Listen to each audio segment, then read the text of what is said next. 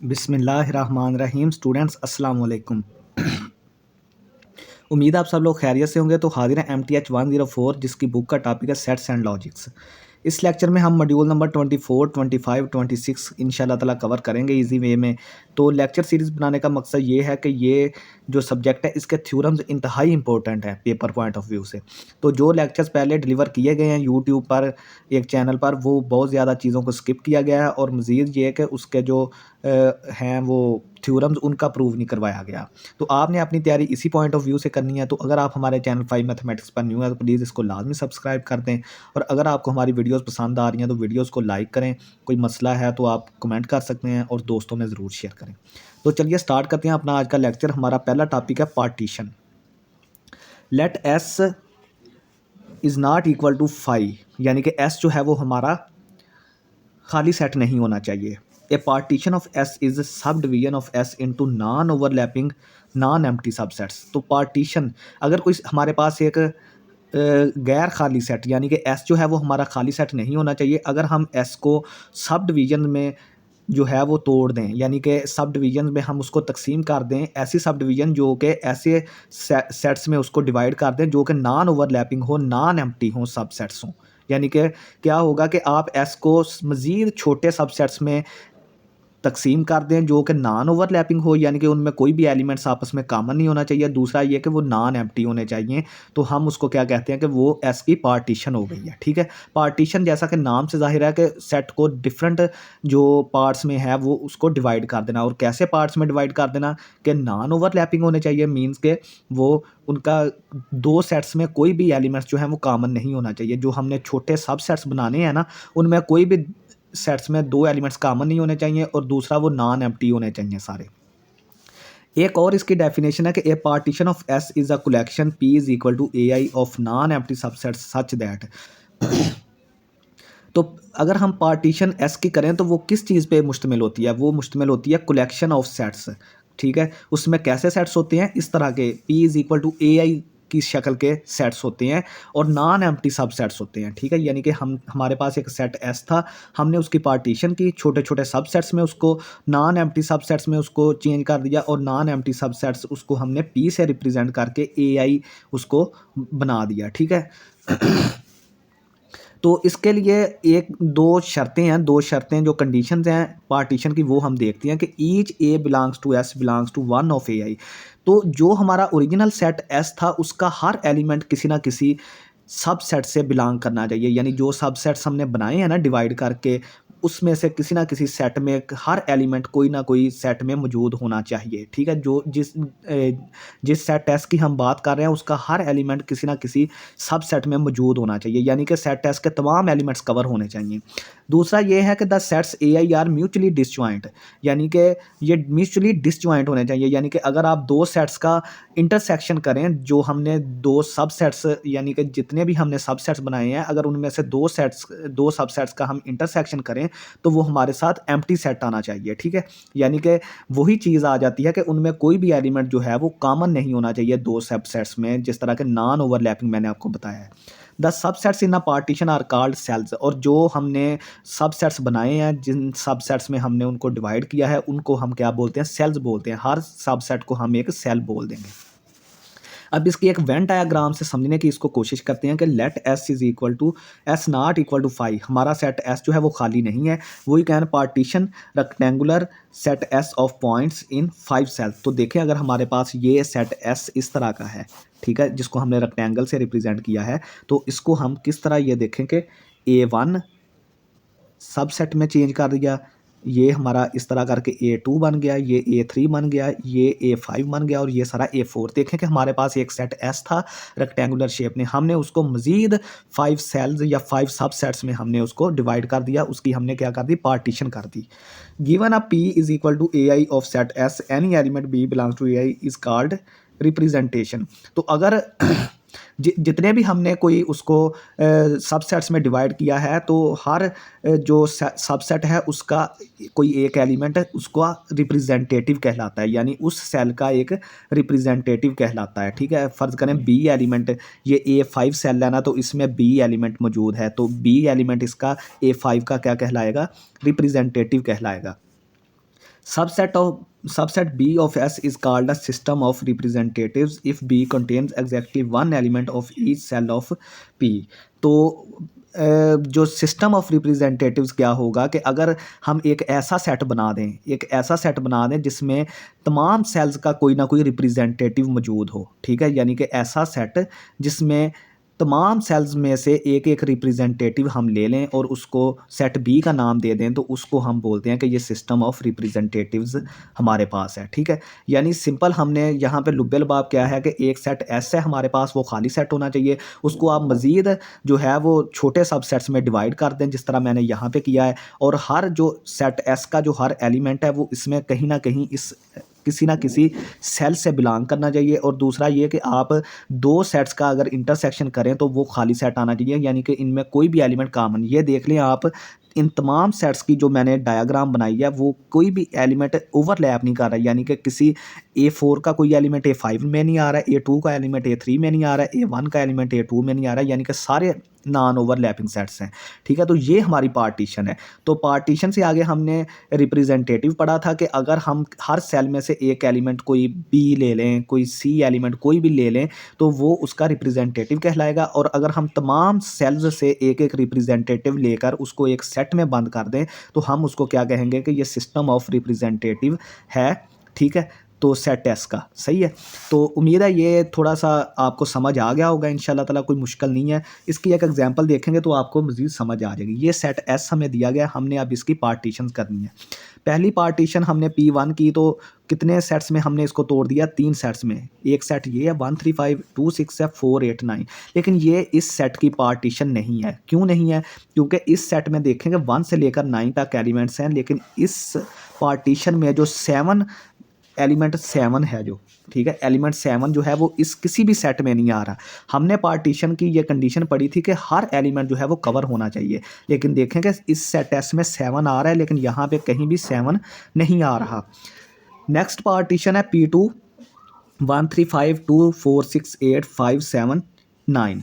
देखें इसमें दूसरी कंडीशन वायलेट हो रही है। दूसरी कंडीशन कौन सी है कि अगर आप दो सेट्स का इंटरसेक्शन लें तो कोई भी एलिमेंट कॉमन नहीं आना चाहिए, लेकिन अगर आप इस सेट का और इस सेट का इंटरसेक्शन लें तो यहाँ से 5 कॉमन आ रहा है। तो ये देखें इसकी इस यहाँ पे हमारी पहली कंडीशन फेल हो गई पार्टीशन की, यहाँ पे दूसरी कंडीशन फेल हो गई।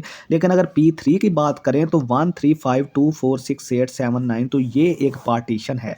ये एक क्या है? ये एक पार्टीशन है, क्योंकि देखेंगे इसमें सारे के सारे एलिमेंट्स कवर हो रहे हैं, और अगर दो सेट्स का आप इंटरसेक्शन करें तो इनमें से कोई भी एलिमेंट कॉमन नहीं आ रहा। तो ये जो है वो इस सेट एस की पार्टीशन कहलाएगी। अब एक नोट है कि बी सेट अगर हम बना लें कि पहले सेट से 1 को ले लें, दूसरे सेट से 2 को ले लें, तीसरे से 7 को ले लें, तो ये सेट जो है वो हमने क्या बना दिया, वो system of representative of partition बना दिया, ठीक है। यानी कि बी जो है वो हमने क्या बना दिया, बी सेट को हमने क्या कर दिया कि हर पार्टीशन से हमने एक एक एलिमेंट लेके उसको एक सेट में बना दिया, सेट में बंद करके उसको हमने बोल दिया कि ये सिस्टम ऑफ रिप्रेजेंटेटिव है। सिस्टम ऑफ रिप्रेजेंटेटिव यूनिक नहीं होता, ये भी सिस्टम ऑफ रिप्रेजेंटेटिव है, आप इसको भी सिस्टम ऑफ रिप्रेजेंटेटिव कह सकते हैं, क्योंकि पहले में हमने इस सेट से फिर हमने 3 लिया, इससे हमने फिर 2 ले लिया, इससे 9 ले लिया, तो ये भी सिस्टम ऑफ रिप्रेजेंटेटिव बन जाएगा। नेक्स्ट हमारे पास है find all partitions of set S is equal to A B C. Note we can make partitions of S containing 1 2 और 3 सेल्स।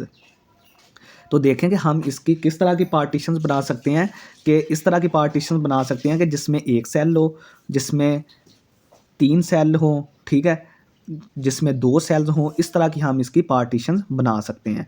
तो सबसे पहली पार्टीशन तो हमने पूरे का पूरा सेट ही ले लिया, ठीक है, यानी कि जिसमें पूरे का पूरा एस सेट हमने उसको एक ही पार्टीशन में उसको रहने दिया।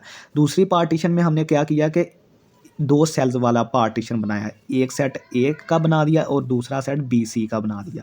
तीसरे में हमने सेट बी अलहदा कर दिया और ए सी को अलहदा कर दिया। ये भी पार्टीशन है, ये भी पार्टीशन है, ये भी पार्टीशन है, और आप इनको चेक करेंगे तो ये पार्टीशन की तमाम जो कंडीशन है उनको पूरा करेंगे। तीसरे में हमने सी को अलहदा कर दिया, ए बी को अलहदा कर दिया। यहाँ पे हमने क्या किया कि ए बी सी तीनों एलिमेंट्स को अलहदा सेल में बनाकर एक पार्टीशन बना दी। तो देखें इस पार्टीशन में एक ही एलिमेंट है, इन पार्टीशन में दो सेल्स हैं, और इस पार्टीशन में 3 सेल्स हैं, ठीक है। तो स्टूडेंट नेक्स्ट हमारे पास टॉपिक है इक्विवेलेंस रिलेशन का। A relation R on S is an equivalence relation if R is a reflexive, symmetric and transitive. तो स्टूडेंट्स कोई रिलेशन जो है वो इक्विवेलेंस कब होगा, जब वो रिफ्लेक्सिव होगा, जब वो सिमेट्रिक होगा और ट्रांसिटिव होगा। For every A belongs to S, अगर कोई ए एलिमेंट एस से बिलोंग कर रहा है तो ए को रिलेट होना चाहिए ए से। अगर ए रिलेटेड टू बी है तो बी रिलेटेड टू ए होना चाहिए, जिसको सिमेट्रिक बोलते हैं। अगर ए रिलेटेड टू बी है और बी रिलेटेड टू सी है तो ए भी सी से रिलेट होना चाहिए। और इसको डिनोट कैसे करते हैं, इस तरह करके टिल्डा से हम इसको रिप्रेजेंट करते हैं इक्विवेलेंस रिलेशन को। The relation equal to on any set is an equivalence relation हो। तो देखेंगे किसी भी सेट एस पर जो इक्वल टू का रिलेशन है वो इक्विवेलेंस रिलेशन है, क्योंकि ये तीनों प्रॉपर्टीज़ को सेटिस्फाई करता है। देखें कि हर एलिमेंट सेट एस का अपने आप के बराबर तो हमेशा होगा। तो ए रिलेटेड टू ए वाली कंडीशन इसमें पूरी हो गई। यानी अगर आप फ़र्ज़ करें कि सेट एस आपका सेट एस है 2 3 4, ठीक है, तो आप एक जगह पे 2 लें तो 2 बराबर 2 होता है, तो 2 जो है 2 रिलेटेड टू 2 हो गया, तो इसका मतलब रिफ्लेक्सिव की प्रॉपर्टी पूरी हो गई। 3 भी रिलेटेड टू 3 है, क्योंकि 3 बराबर 3 होता है, 4 बराबर 4 होता है। इसी तरह अगर ए बराबर बी है तो बी बराबर ए भी होगा। For all A B belongs to S, ठीक है। तो देखेंगे अगर कोई एलिमेंट ए जो है वो बी के बराबर है, फ़र्ज़ करेंगे जो 2 है वो 2 के भी बराबर है, तो जो फिर अगर आप इस 2 को इस तरफ ले जाएं तो वो b बराबर 2 a हो जाएगा। For all A B belongs to S. अगर कोई एलिमेंट a जो है वो b के बराबर है और b जो है वो c के बराबर है, तो a जो है वो c के बराबर होगा। इसको भी आप इजीली जो है वो कर सकते हैं, कोई इशू नहीं है इतना। The relation of set inclusion, इसको हम क्या पढ़ते रहे हैं, set inclusion is not an equivalence relation, it is reflexive transitive but not symmetric since. तो जो सेट इंक्लूजन का रिलेशन है वो इक्विवेलेंस रिलेशन नहीं है, क्योंकि ये रिफ्लेक्सिव भी है, ट्रांसिटिव भी है, लेकिन सिमेट्रिक नहीं है। सिमेट्रिक क्यों नहीं है, मैंने आपको बताया था ना कि अगर एक सेट ए जो है वो बी का सबसेट है तो ये ज़रूरी नहीं है कि बी भी ए का सबसेट हो, ठीक है। तो ए तो हर सेट अपने आप का तो सेट सबसेट होता है, तो ए जो है वो ए का सबसेट तो होगा, ये रिफ्लेक्सिव तो पूरी हो गई। और ए अगर बी का सबसेट है और बी सी का सबसेट है तो इट इम्प्लाइज दैट कि ए जो है वो सी का भी सबसेट होगा, तो रिफ्लेक्सिव और ट्रांसिटिविटी यहाँ पे प्रूव हो गई। लेकिन जो सिमेट्रिक प्रॉपर्टी है वो फेल हो जाती है, वो ज़रूरी नहीं है कि वो भी पूरी हो। तो ये जो सेट इंक्लूजन का रिलेशन है ये ज़रूरी नहीं है कि ये इक्विवेलेंस रिलेशन हो, ठीक है। नेक्स्ट हमारे पास है Congress relation is an equivalence relation. तो जो कांग्रेस रिलेशन है वो एक इक्विवेलेंस रिलेशन होता है। सबसे पहले हम कांग्रेस रिलेशन की डेफिनेशन पढ़ते हैं। Let M be a positive integer, फर्ज करें कि जो एम है वो हमारे पास क्या है, एक पॉजिटिव इंटीजर है। Two integers A and B are said to be congruent modulo M. दो इंटीजर जिनको हमने ए और बी कहा है उनको हम कांग्रेट मॉड्यूलो, हम कहेंगे कि ये एक दूसरे के कांग्रेट हैं इन मॉड्यूलो एम। और इसको हम कैसे लिखते हैं कि A is congruent to B, ठीक है। ये ब्रैकेट यहाँ पे लिखे हैं, ये बी के साथ ब्रैकेट नहीं है। ए इसको हम डिनोट करते हैं इस तरह 3 लाइन से, कांग्रेस रिलेशन को हम 3 लाइन से डिनोट करते हैं कि A is congruent to B in modulo M. एक हमारे पास जो एम इंटीजर है वो पॉजिटिव होना चाहिए और 2 इंटीजर्स ए और बी होने चाहिए। हम बोलेंगे कि ए जो है वो कांग्रेंट टू बी है इन मॉड्यूलो एम, और इसको हम रिटर्न इस तरह करते हैं, अगर एम जो है वो ए माइनस बी को डिवाइड कर दे, ठीक है, तो हम बोलेंगे कि ए और बी जो है वो आपस में कांग्रेंट हैं इन मॉड्यूलो एम। फॉर एग्जांपल अगर एम की वैल्यू हमने 4 ले ली, एम देखिए हमारा पॉजिटिव इंटीजर है, देन क्या होगा कि 11 is congruent to 3 in modulo 4, क्योंकि एम की वैल्यू 4 है तो मॉड्यूलो एम क्या होगा, मॉड्यूलो 4 होगा। तो 11 जो है वो कांग्रेंट है 3 के। तो इसका क्या मतलब है कि 4 जो है वो 11 माइनस 3 को डिवाइड कर रहा है, क्योंकि एम डिवाइड्स ए माइनस बी। यहाँ पे ए क्या है, 11 है, बी यहाँ पे 3 है, एम की वैल्यू यहाँ पे क्या है, 4 है। तो उसने कहा है कि एम जो है वो डिवाइड करना चाहिए ए माइनस बी को। एम की वैल्यू यहाँ पे 4 है और ए माइनस बी फिर क्या हो गया, 11 माइनस 3 हो गया, ठीक है। तो इसका मतलब ये है कि ये इसको सॉल्व करेंगे, 11 माइनस 3 को 8 आ गया, तो 4 जो है वो 8 को डिवाइड करता है। इसी तरह 22 कांग्रेंट टू 6, क्योंकि मॉड्यूलो 4 में, क्योंकि 22 में से आप 6 को निकालेंगे तो आपका आंसर 16 आएगा और 4 जो है वो 16 को डिवाइड करता है, इसलिए हम बोलेंगे कि 22 जो है वो कांग्रेंट है 6 के। इसी तरह 11 जो है वो कांग्रेंट है 3 के। तो देखें कि ए जो है वो कॉन्ग्रुएंट है ए के मॉड्यूलो एम में। देखें for example for every A belongs to Z because देखें अगर आप ए माइनस ए करें यानी कि वन जो है वो कॉन्ग्रुएंट होता है वन के ही, ठीक है, वन जो है वो कॉन्ग्रुएंट होता है वन के ही, क्योंकि वन माइनस वन जीरो होता है और हर नंबर जो है वो जीरो को डिवाइड करता है। कोई भी आप एम ले लें वो जीरो को लाजमी डिवाइड करेगा, तो इसका मतलब ये है कि एम डिवाइड्स ए माइनस ए, ठीक है, यानी कि जहाँ पे ए बी था तो ए माइनस बी करते थे, अब ए है तो ए माइनस ए हमारे पास हो जाएगा, तो ये ज़ीरो के बराबर ही आएगा। कोई भी नंबर ज़ीरो को लाजमी डिवाइड हर नंबर करता है, ठीक है।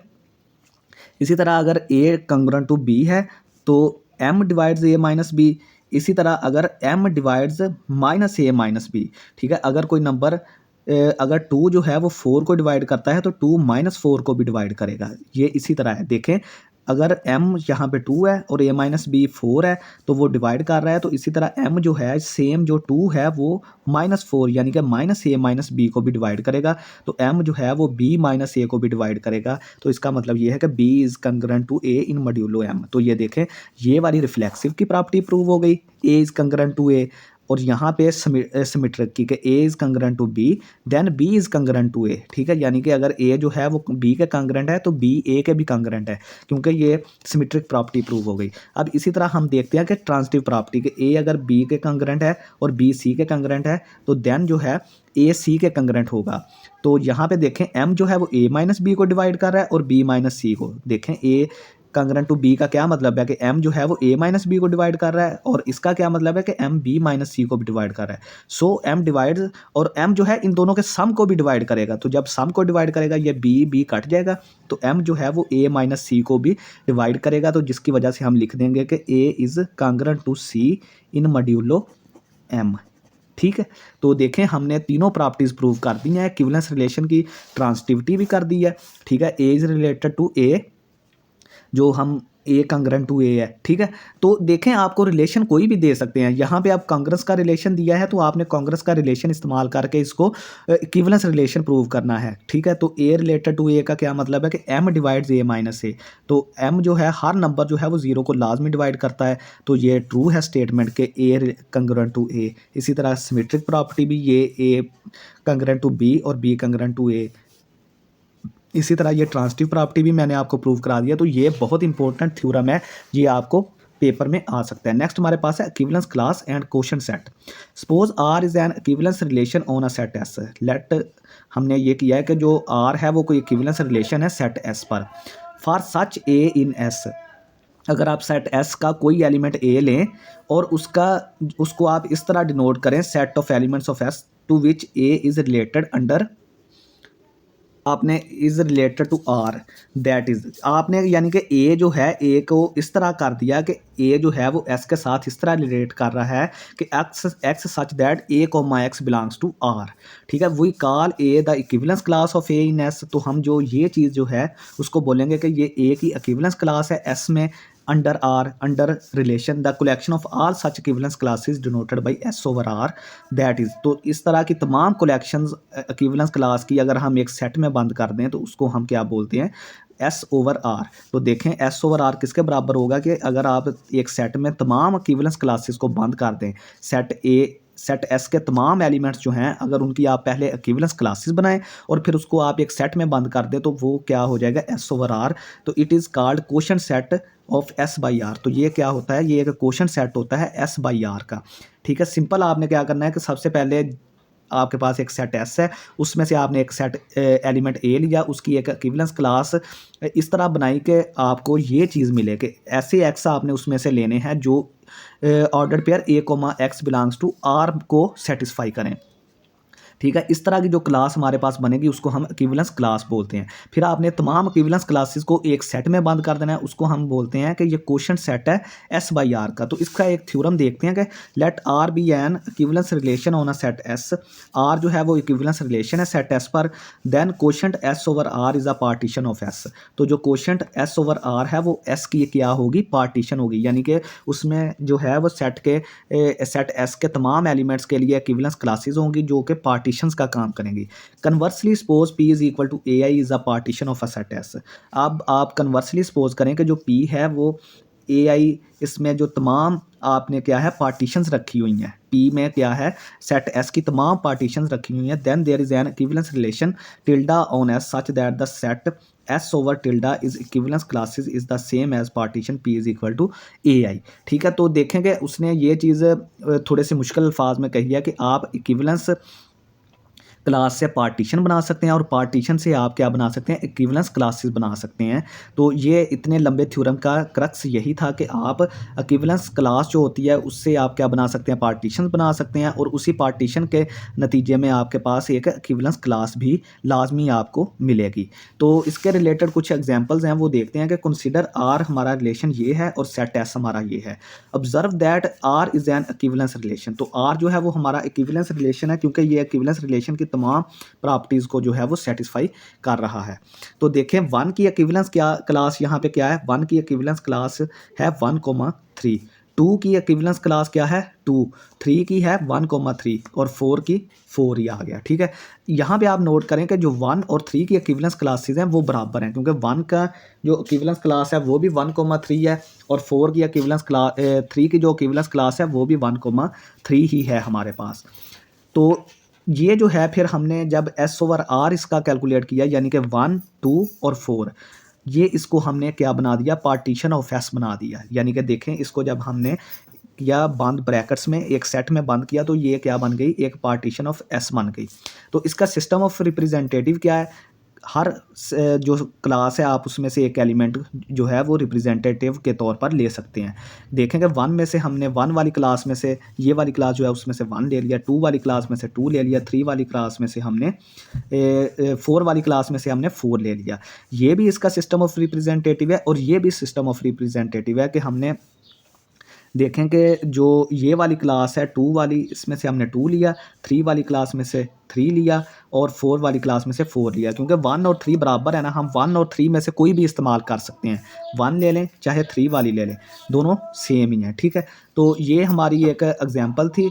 ठीक है, ये सिस्टम ऑफ रिप्रेजेंटेटिव्स और कैसे पार्टीशन ऑफ एस बनती है इक्विवेलेंस क्लासेस की मदद से, तो वो हमने यहाँ पे एग्जांपल की मदद से देखा। नेक्स्ट हमारे पास है कि let R3 be the relation on the set of integers of defined by x is congruent to y modulo 3। तो मैंने आपको पीछे जो है वो ये प्रूव करके दिखा दिया कि जो कांग्रेस रिलेशन है वो इक्विवेलेंस रिलेशन है। यहाँ पे प्रूव करने की हमें ज़रूरत नहीं है, सिंपल हम क्या करेंगे कि 0, 1, 2 ठीक है इनकी हम 0, 1, 2, 3 की सब की जो है वो हम इक्विवेलेंस क्लासेस बनाएंगे। तो ये x congruent to y modulo 3 का क्या मतलब है कि जो 3 है वो क्या कर रहा है x माइनस वाई को डिवाइड कर रहा है। तो देखें कि अब 0 की जो इक्विवेलेंस क्लास है उसमें कौन कौन से एलिमेंट आएंगे, 0 कंग्रेंट टू 3 क्योंकि 0 माइनस थ्री आ गया, -3 जो है वो -3 को डिवाइड करता है तो इसका मतलब है इसमें एक तो 0 आ जाएगा। ठीक है, हर एलिमेंट खुद तो ज़रूर आता है, जिसकी हम इक्विवेलेंस क्लास मालूम कर रहे हैं वो खुद तो ज़रूर आएगा। 0 की कर रहे हैं तो 0 आ गया, दूसरा 3 आ गया क्योंकि देखें कि 3 जो है वो 0 -3 3 माइनस 0 -3 आया और 3 को करें तो वो -1 आता है, तो मीन्स के वो 3 भी आएगा और इसी तरह -3 भी आएगा। ठीक है, क्योंकि आप 3 की जगह पे -3 लें तो 0 + 3 बनेगा और 3 जो है वो 3 को डिवाइड करता है तो -3 भी आ गया।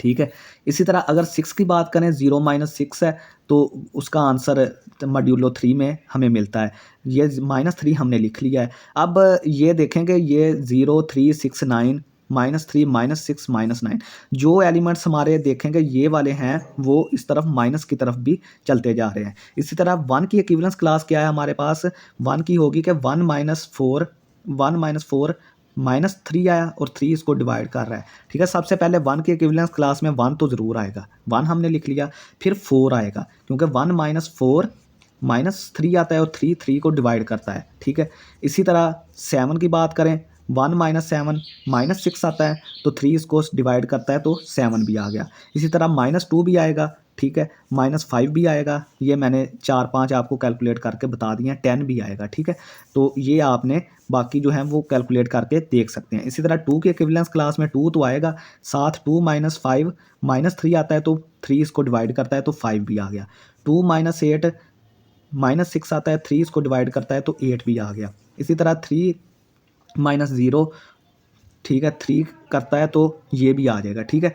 तो देखेंगे ये हमने 0, 1, 2 की इक्विवेलेंस क्लास बनाई। जब आप 3 की तरफ जाएँगे, 3 की इक्विवेलेंस क्लास बनाने लगेंगे, तो आप दोबारा रेपिटिशन स्टार्ट कर देंगे। देखेंगे 3 की इक्विवेलेंस क्लास में ये वाले एलिमेंट्स, ठीक है, फिर आना स्टार्ट हो जाएँगे, ठीक है। ये वाले एलिमेंट्स जो हैं, यहाँ पे 0 भी लिखें कि ये वाली जो सेम है वो एज़ इट आपकी दोबारा स्टार्ट हो जाएगी। फिर 4 की लिखेंगे, 4 की जगह पे ये वाली आ जाएगी।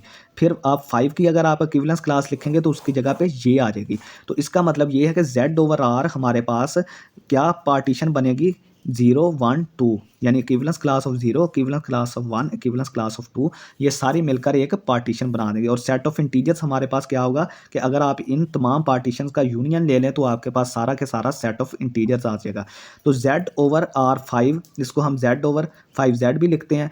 और अगर आप इनमें से 0 और इसमें से 1 और इसमें से 2 को एलिमेंट्स के तौर पर ले लें और उनको एक सेट में बंद कर दें, तो ये एक सिस्टम ऑफ रिप्रेजेंटेटिव हमारे पास आ जाएगा, ठीक है। तो ये आज का हमारा लेक्चर था, यहाँ पे हमारा लेक्चर एंड होता है। इसकी थोड़ी-सी आपने प्रैक्टिस करनी है। ये जो इक्विवेलेंस क्लासेस आपने बनानी होती है ना, ये प्रैक्टिस से आते हैं, ठीक है। तो आपने तमाम इंटीजर्स चेक करते जाना है, ठीक है। जिस तरह के देखेंगे 0 की इक्विवेलेंस क्लास में 0 तो आएगा, फिर आपने 1, 0 - 1 वो डिवाइड नहीं करता, 0 - 2 नहीं डिवाइड करता, 0 - 3 इसको डिवाइड करेगा तो इसका मतलब 3 इसमें आ जाएगा। इसी तरह -3 भी आ जाएगा, ठीक है। तो इस तरह करके आपने सारे चेक करके ये बनानी होती हैं। तो यहाँ पे हमारा लेक्चर एंड होता है। बहुत शुक्रिया स्टूडेंट्स, अल्लाह हाफ़िज़।